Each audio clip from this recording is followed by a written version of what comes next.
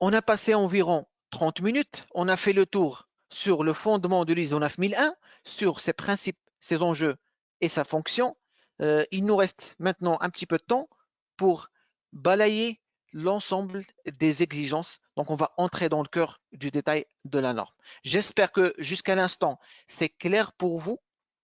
C'était la partie échauffement. Maintenant, on va commencer les choses sérieuses.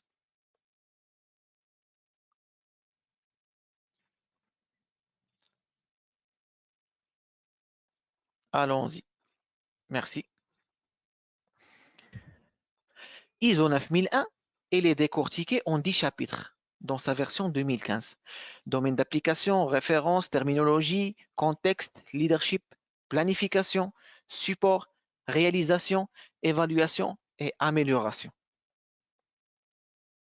Domaine d'application. La norme ISO 9001, elle est applicable à tout type d'organisation. Les entreprises privées, les organismes étatiques, les, les associations, tout type d'organisation est susceptible d'être certifié ISO 9001 en déployant un système de management qualité dans l'approche PDCA, dans l'approche analyse de risque et dans certains détails qu'on va voir après. Par contre, la norme, elle est générique. Elle ne nous donne aucune exigence spécifique sur certaines parties. C'est à l'organisation de s'adapter et de trouver moyen de répondre correctement aux exigences. Ça, c'était le résumé du chapitre 1. Chapitre 2, référence normative. ISO 9001 ne vient pas toute seule. On doit la lier avec ISO 9000 qui régit les principes essentiels et le vocabulaire. L'ISO 9001, ce qu'on est en train de voir, c'est la partie exigence. L'ISO 9004, avec des bonnes pratiques et des lignes directrices de management. Et ISO 19011, les audits de système de management. ISO 9000 et 9001, on est en version 2015. Par contre, pour 9004 et 19011, on est en révision 2018. Tout ça, tout ce couple-là nous génère un système de management qualité lié. On ne peut pas avoir 9001 sans passer par le 9000, le 9004 et le 19011. C'est un couple lié et on doit maîtriser l'ensemble. Par contre, le 9001, c'est le cœur de la norme.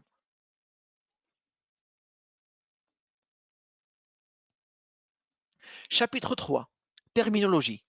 Comme ce qu'on a dit, la terminologie il est décrite dans ISO 9001, ISO 9000, pardon, version 2015. J'ai essayé de recenser des exigences qui ont, sur cette première page, ce sont des exigences qui ont été déjà, des terminologies déjà décrites dans les anciennes versions, comme c'est quoi une conformité, c'est quoi une politique, qu'est-ce que c'est qu'une exigence, une non-conformité, un processus, une procédure. Et avec la nouvelle version, on a de nouveaux termes à utiliser dans notre système de management qualité.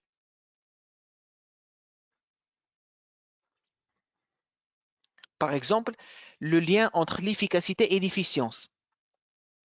L'efficacité, c'est la réalisation des activités et les résultats obtenus. Par contre, l'efficience, c'est le rapport entre le résultat et les ressources utilisées. On introduit la notion de risque, qui est l'effet de l'incertitude. On ne trouve plus la notion fournisseur. Maintenant, on l'appelle prestataire.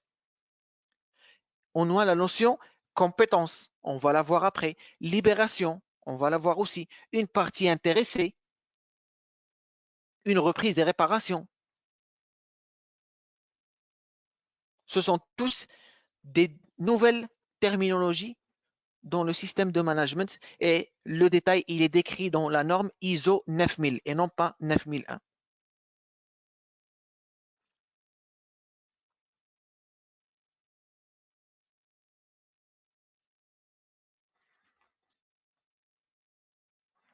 Quatrième chapitre, on ne va pas passer trop de temps à revoir la terminologie, on va la voir au fur et à mesure.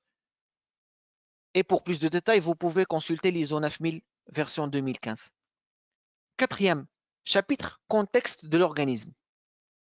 Donc, la norme, elle est régie en chapitres et sous-chapitres. Donc, 4, c'est le chapitre. 4.1, c'est le sous-chapitre.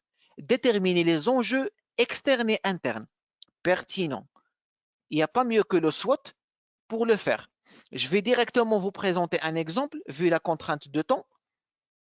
L'analyse SWOT nous demande à se poser 4 questions sur notre stratégie d'entreprise et sur la finalité de notre activité dans le milieu demandé.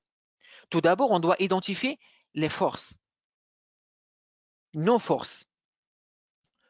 Prenons l'exemple d'une usine, secteur industriel, il y a la proximité du port, il y a la maîtrise des procédés de fabrication, l'installation de nouvelles machines, la connaissance de l'exigence client. Tous ces aspects-là, ce sont des points forts pour notre organisation.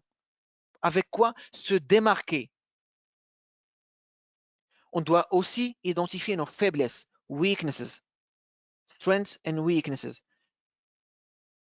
On peut prendre par exemple une culture HSE insuffisante pour un milieu industriel, une organisation incomplète, on est en phase de démarrage, on est avec un effectif réduit, on doit assurer un besoin client et on doit compléter notre organisation. On a un taux d'élevé de départ, on a des gens qui quittent notre entreprise et on doit les remplacer.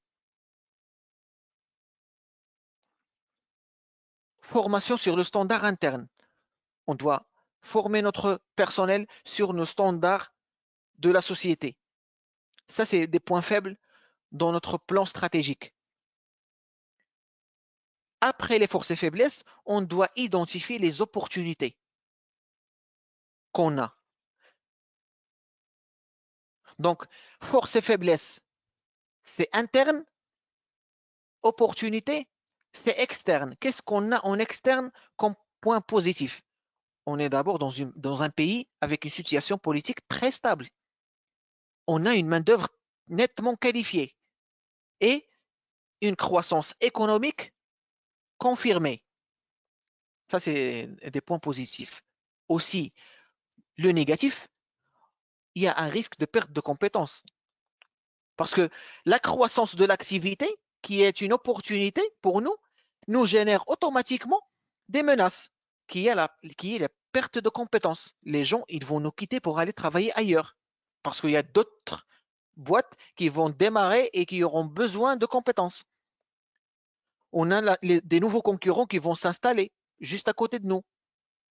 Et on doit diversifier notre portefeuille client parce qu'être dépendant d'un client, ce n'est pas rassurant pour une organisation.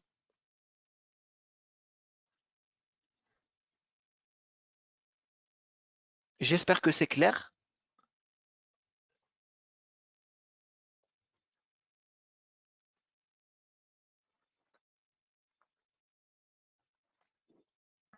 Donc, 4.2, déterminer les parties intéressées qui sont pertinentes. Donc, on a fini avec les enjeux, avec une analyse SWOT, on identifie les enjeux internes et externes. On passe maintenant aux parties intéressées. Comme ce qu'on a dit avant, on doit les identifier et après, on doit les classifier. Sur la photo que vous voyez, il y a un ensemble de parties intéressées passant du fournisseur au client, aux concurrents, aux investisseurs, aux sous-traitants, au personnel. Et ces parties intéressées, on doit les classer. Parmi les modèles qu'on trouve, il y a la matrice de Mitchell qui classifie les parties intéressées par rapport à leur intérêt et à leur pouvoir. pour notre organisation. Ce qu'il faut, et ça c'est un exercice qu'on peut faire avec les participants, c'est de pouvoir classer les bulles dans la matrice. Malheureusement, vu les conditions de ce webinaire en termes de temps, on ne pourra pas le faire, mais c'est un exercice très intéressant et qui va nous pouvoir appréhender la notion partie intéressée. Parce qu'il ne suffit pas d'identifier les parties intéressées, mais le problème, c'est les classer.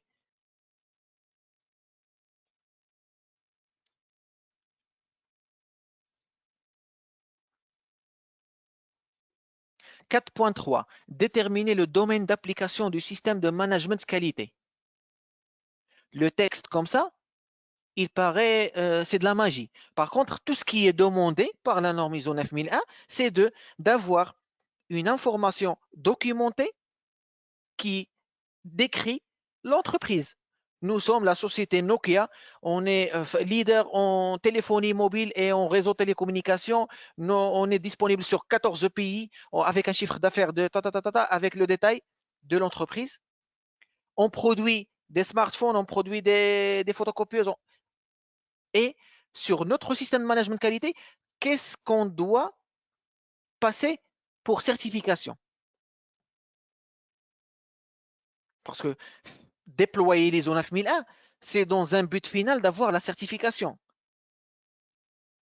C'est clair. Donc, il faut justifier dans le domaine d'application qu'est-ce qui est inclus dans le SMQ et qu'est-ce qui ne l'est pas.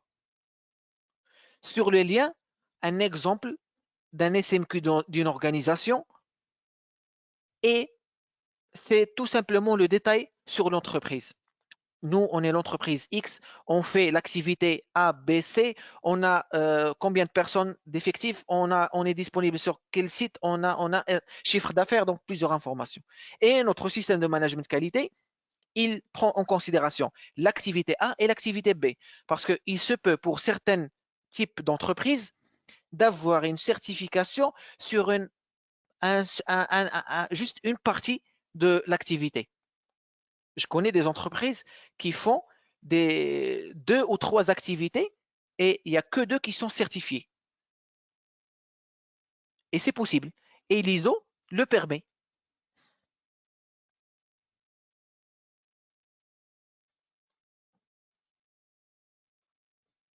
« 4.4. Système de management et processus associés. » Parmi les piliers de la norme, on trouve l'approche processus. Ça, c'est pas version 2015, ça a été dit bien avant, version 2008. Ce qui nous demande, c'est de disposer nos activités dans le schéma qu'on voit actuellement, avec des éléments d'entrée, des éléments de sortie. Définir des moyens d'évaluation et de responsabilisation sur les activités. Ça nous permet d'avoir une meilleure compréhension du fonctionnement. Aussi, de faciliter le pilotage et l'intégration des nouveaux collaborateurs. On trouve dans une organisation processus achat, processus ressources humaines, processus fabrication, processus commercial, processus contrôle qualité, processus management stratégique et ça dépend de l'organisation de déployer ses activités en processus associés.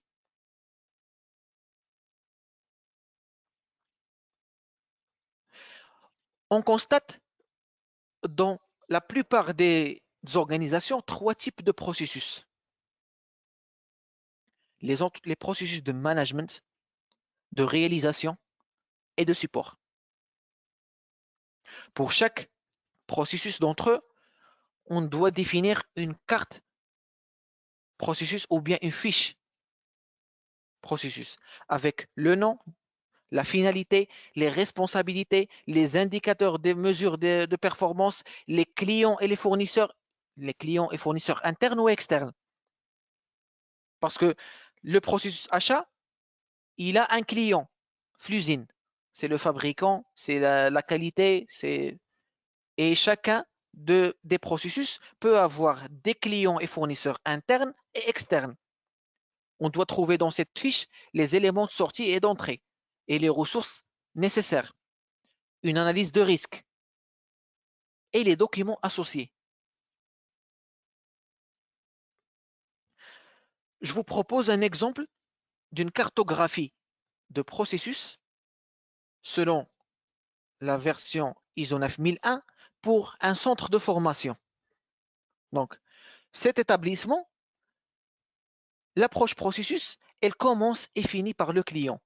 L'élément d'entrée, c'est les attentes et besoins du client et du marché. L'élément de sortie, c'est la satisfaction du client. On a 3 catégories de processus: management en gris, métier en bleu, support, métier c'est réalisation, processus support en orange. Ressources humaines, c'est un processus support parce qu'il ne contribue pas à la transformation du produit ou service. Les achats, l'administration, les ressources humaines, c'est des processus de support. Le pilotage, la stratégie, la communication et l'amélioration continue, ce sont des processus de management, l'idée par la direction. Et on a les processus de réalisation, ce qui veut dire l'activité de l'entreprise, la valeur ajoutée. C'est l'ingénierie de formation, les évaluations, les actions de formation, comme ce qu'on est en train de faire actuellement.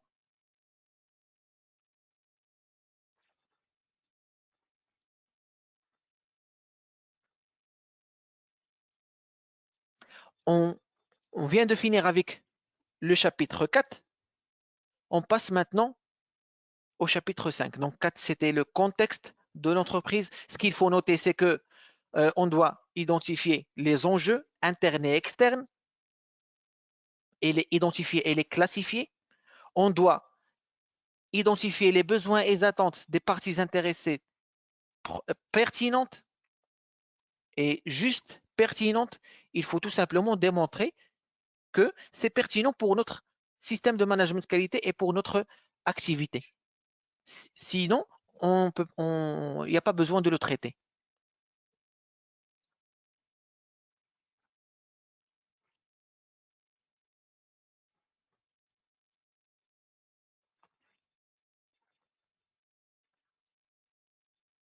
Chapitre 5, Leadership.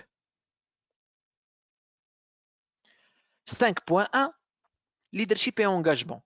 On va parler maintenant de l'orientation client. L'ISO 9001 vous met le client face à la tête.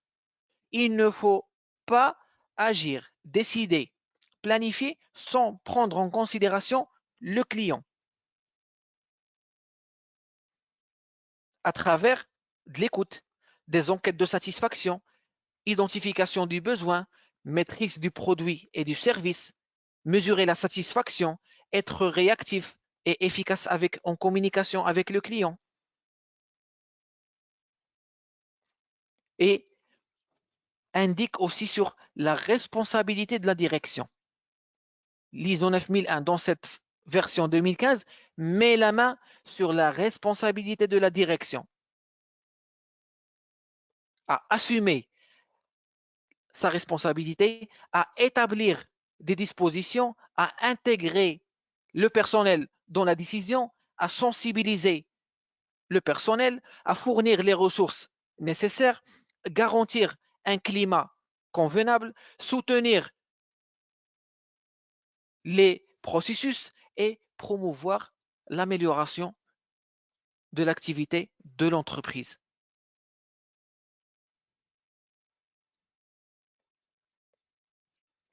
5.2, la politique qualité. Je vous propose un exemple. La politique qualité, qui est normalement une information documentée dans notre système de management qualité. Dans cette politique, on doit démontrer l'engagement de la direction à soutenir la stratégie de l'entreprise. Et la direction doit nous fixer des objectifs. Et ces objectifs, ils doivent être communiqués à l'ensemble des parties intéressées. Non pas les clients, non pas les fournisseurs, non pas les personnels, l'ensemble des parties intéressées pertinents.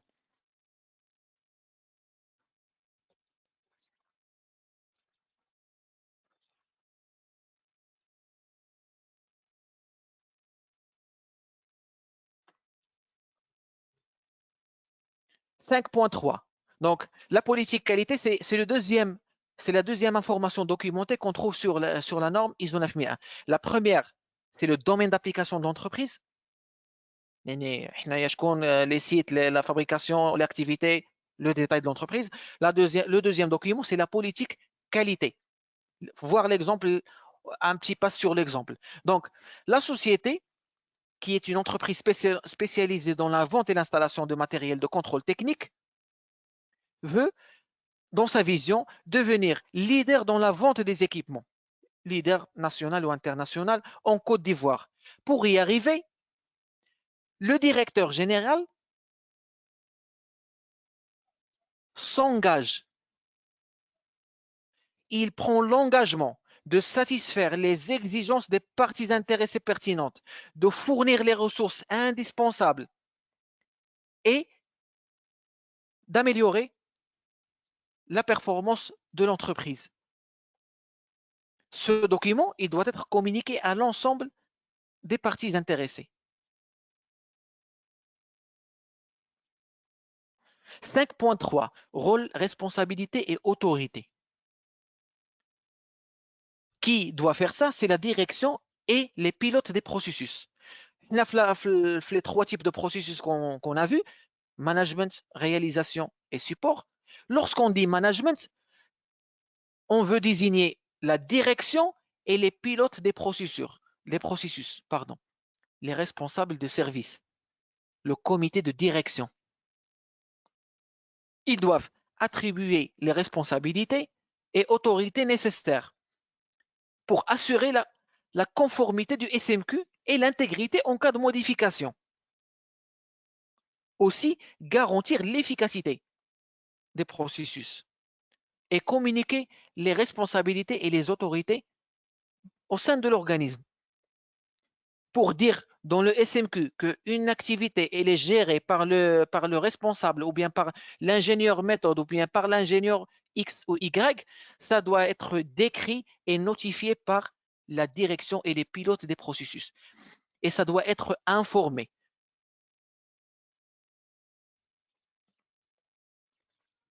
Comment? À travers l'organigramme de la société, les fiches de poste, les procédures, la cartographie du processus et les instructions de travail. On doit intégrer le personnel dans la prise de décision et premièrement dans l'information.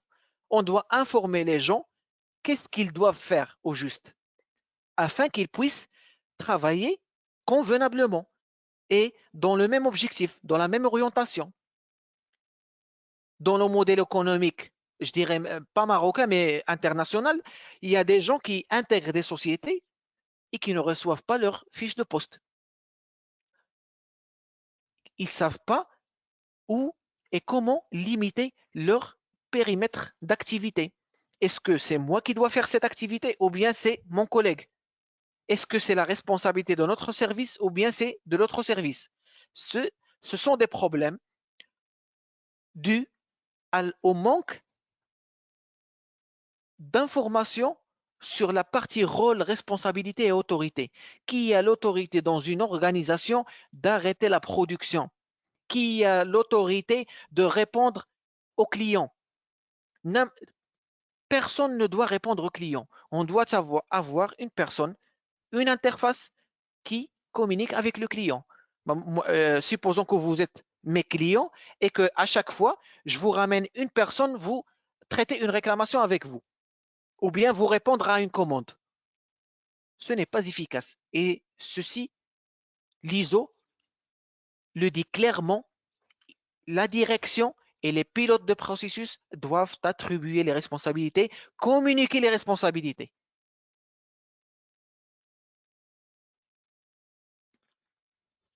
C'est fini pour le chapitre 5. Passons maintenant au chapitre 6. Planification. 6.1, le sous-chapitre Action face au risque. On l'a vu dans la partie notion. L'ISO 31000 qui régit le management de risque, qui est le standard international, définit le risque comme l'effet d'incertitude sur un résultat. Et l'ISO propose un modèle de traitement.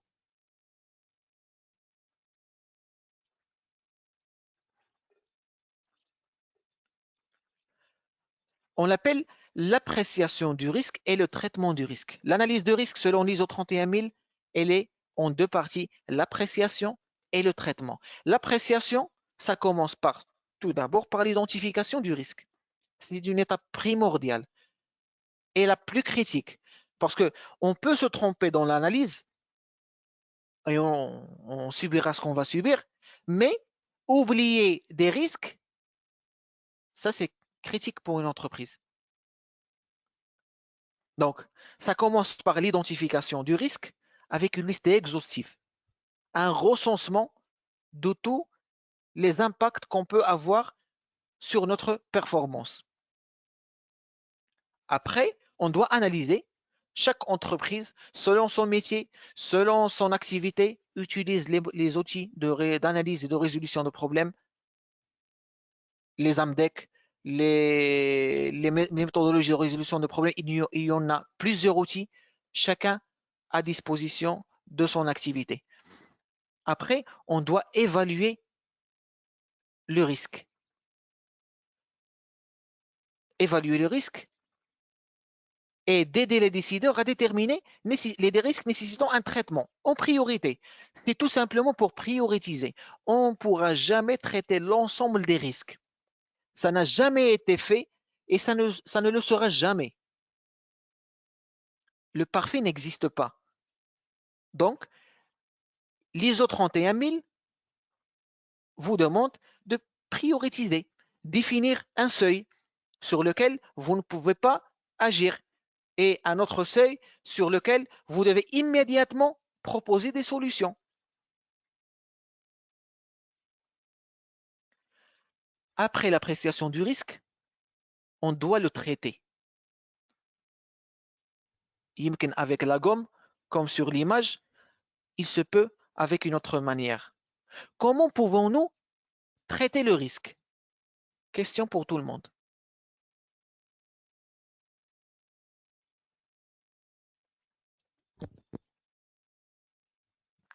On a identifié un risque, on veut le traiter. Qu'est-ce qu'on peut faire?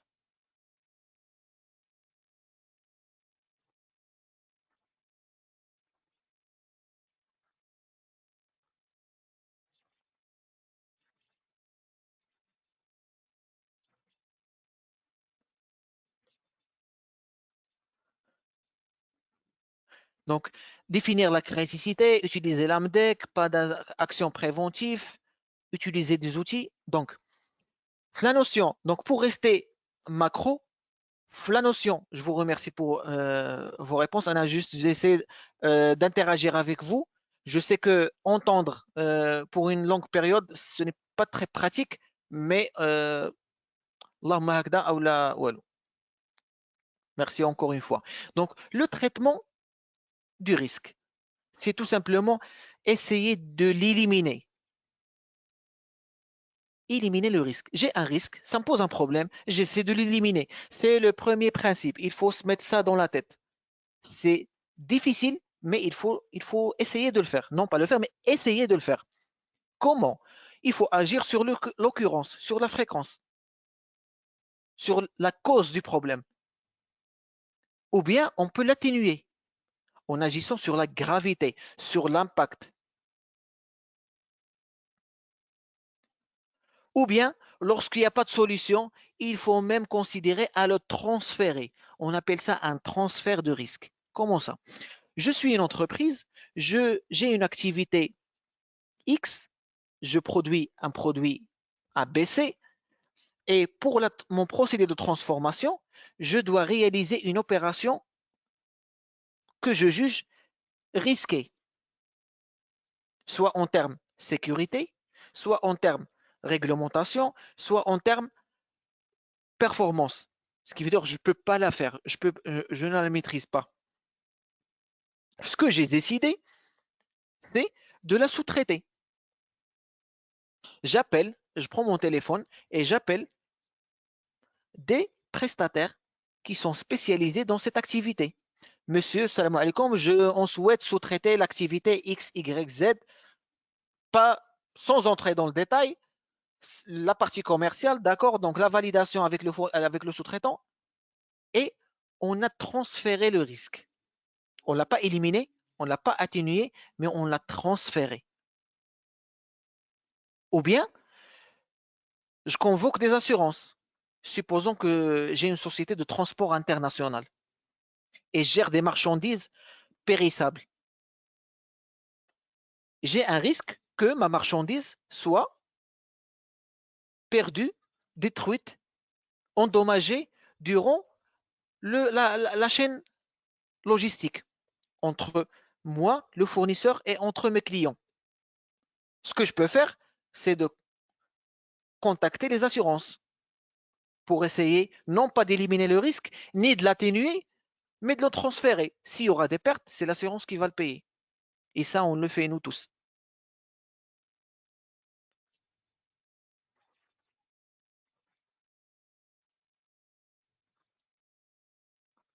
6.2. Objectif qualité. Les objectifs doivent être mesurables. Lorsqu'on dit mesurable, on doit prendre en considération la situation actuelle, l'état des lieux actuellement, qu'est-ce qu'on fait, et le futur et le temps nécessaire pour y arriver.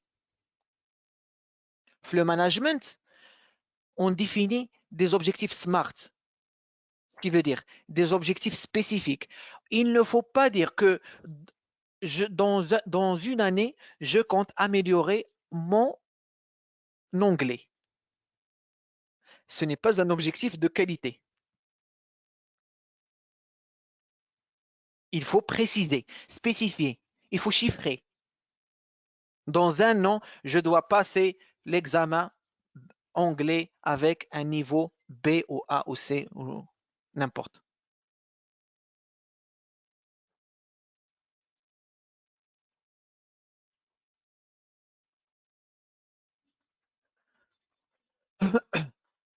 Vers la fin, je suis en train de lire quelques questions. Vers la fin de la formation, on va pouvoir repasser sur quelques questions et vous répondre, Inch'Allah. Juste pour ne pas perturber le déroulement de la formation parce que le temps, il est un petit peu limité. Shukran jamian. Il faut définir des objectifs SMART, spécifiques, mesurables.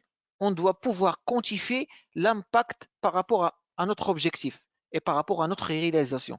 Il doit être, il doit être achievable, réalisable et il doit être planifié dans le temps. Ça, c'est un autre exercice qu'on pourra faire avec les participants, c'est de définir des objectifs et les comparer. Est-ce qu'ils sont vraiment smart ou non? Et ça, vous pouvez le faire après. 6.3. Planification des modifications. Ça parle sur la gestion du système documentaire. L'organisme doit harmoniser les documents. Je dois avoir des documents uniformes. Je ne peux pas avoir une procédure dans un format et une deuxième procédure dans un autre format. On doit avoir une approbation avant diffusion par les responsables, par les concernés, par les pilotes processus. On doit réviser nos documents et approuver les nouveaux documents. Identifier la version. Parce que dans une organisation, un document qui circule, qui a été modifié pas mal de fois, il est facile de se perdre en version. Même moi, je fais cette erreur. Lorsque je cherche un document, je n'entre pas dans le système documentaire pour l'avoir. Non, je cherche mes anciens documents et je fais copier-coller et j'imprime. Il se peut, et ça m'est arrivé pas mal de fois, d'imprimer une version obsolète.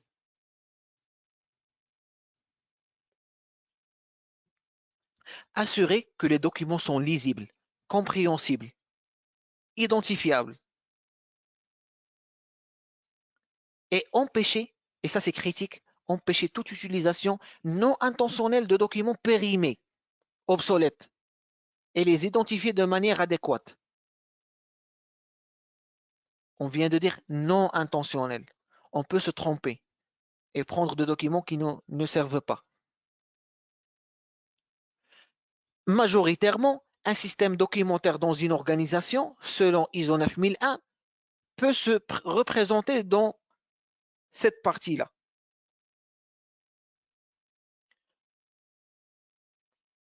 Dans la version 2015, on ne parle plus de manuel qualité. On doit simplement avoir des processus et dans ces processus, on doit définir des procédures. Dans ces procédures, ils doivent nous aider à préparer des instructions de travail qui seront sur le poste de travail et on pourra enfin créer des formulaires, des supports d'enregistrement, des documents sur lesquels on va renseigner des informations, des preuves de conformité, des réponses aux exigences.